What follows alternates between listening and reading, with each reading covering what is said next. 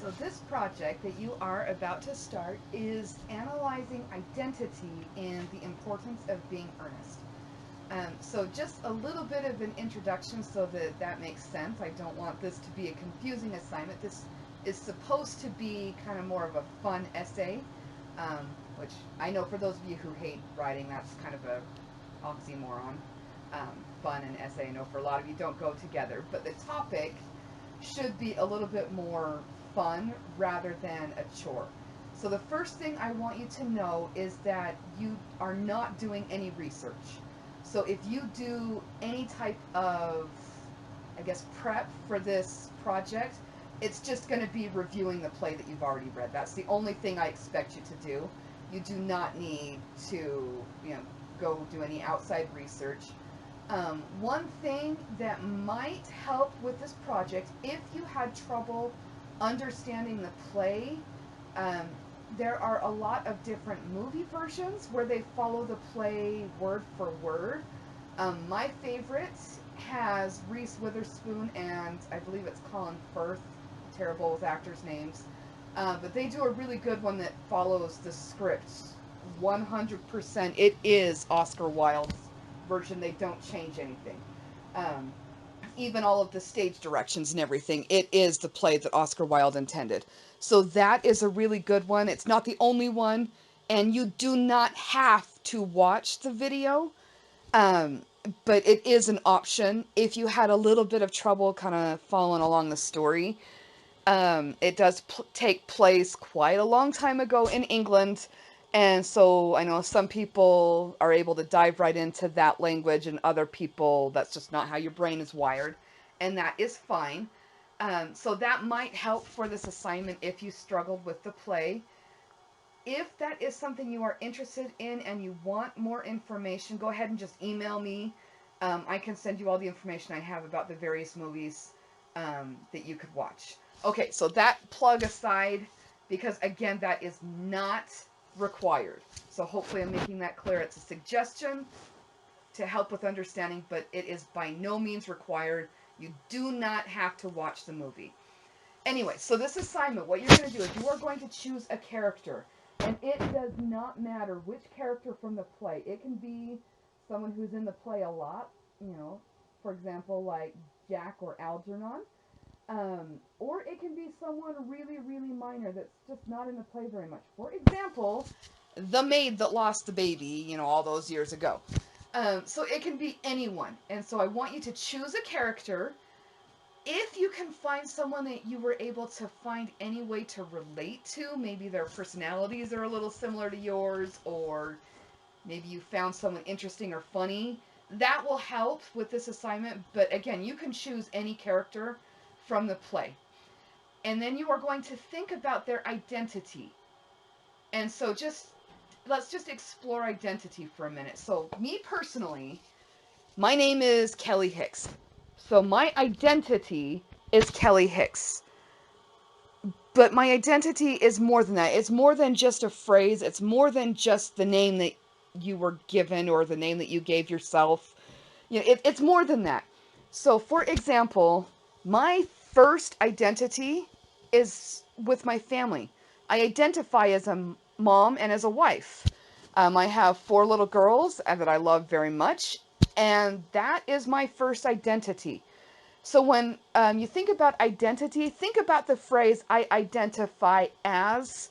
A lot of times nowadays we are hearing that with gender, but it can be anything. So I identify as a mom and as a wife.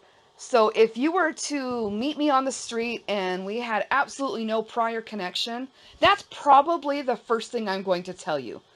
That I'm married to a guy I love. His name is Scott, and I have 4 little girls. That's probably going to be the first thing that I tell you when we meet. The next thing I identify as, or the next piece of my identity, is that of a teacher. Okay, I love being a teacher. Teaching is my passion. Depending on when you get to this project, you may or may not have seen some of the incentives that I do. Hopefully those show you that I love being a teacher. If you haven't seen those yet, give it a little bit of time. You will. I tend to be a little crazy, or annoying. I guess, as a teenager, you might find it annoying rather than crazy, but, whatever. I identify as a teacher, and I identify as kind of a crazy teacher. I know that I tend to do things really weird, and I know that teenagers find me lame, but they also usually are able to laugh with me. So that's another part of my identity. Then I also identify as a reader. I love to read. So my actual all-time favorite things to read are the Sherlock Holmes stories. But I love to read anything. My favorites are British literature, except Shakespeare. Not really a Shakespeare fan. But that's part of my identity. Okay, so think about that. Think of the main things about yourself. This will be easiest if you apply it to yourself first. But then think about the character that you've chosen. Okay, so let's start with Jack and Algernon. Okay, with both of them, they have two different identities in the play. We have Jack and Algernon, that's their first identity. But then they both spend time in the play as Ernest. And so that is another part of their identity. Great, those are the obvious ones. But what else is their identity? Okay, so let's take Cecily. She's Cecily. Yeah, that's part of her identity. She's Jack's ward. That's part of her identity. But she's also kind of a hopeless romantic. Where's my evidence for that? The whole reason she's in love with Ernest, or Algernon, is because she created this whole fantasy relationship. She wrote letters to the fake Ernest, who, of course, she didn't know he was fake, but she never mailed them anywhere. And then she wrote his response, Ernest's response, and then she was so in love with his response that she wrote a response. And so that's why she's in love with the idea of Ernest, so much so that all Algernon has to do is walk in and say, "Hi, I'm Ernest," and she's immediately all over him. Okay, if that's not a hopeless romantic, I don't know what is. Okay, but she's also pretty naive. The reason I say that is because you have to be pretty naive to fall in love with someone 3 seconds after meeting them and become engaged within an hour, even after you find out that actually he's not anything at all what he said he was. And he just went along with your romance because he wants to marry you because you're pretty and you're rich. Okay, hey. So she's pretty naive and trusting. So those are also different pieces of her identity. So think about it. What makes the rest of them who they are? What builds their identity? What would they identify as? So there's two ways to phrase that mean the same thing. So Lady Bracknell, I have a lot of students who kind of describe her as a snob. I don't really know a nice way to say that. Kind of uppity, and that would be part of her identity. So I want you to think about the identity of the character that you choose, and then you are going to write a 4-paragraph essay. It can be longer, so if you have more to say than 4 paragraphs worth, that's perfectly fine. You can keep going. But don't make it shorter than 4 paragraphs or I will not give you full points. But in this essay, you are going to first identify the character and kind of analyze the identity. So, for example, if you choose Algernon, you're going to talk about the stuff that makes him Algernon. That might be who his family is, his career, what are his hopes and dreams, what are his passions, is he a hard worker or is he lazy, that kind of thing. And then, of course, you would also, if it's someone like Jack or Algernon, you would also need to cover the double identity.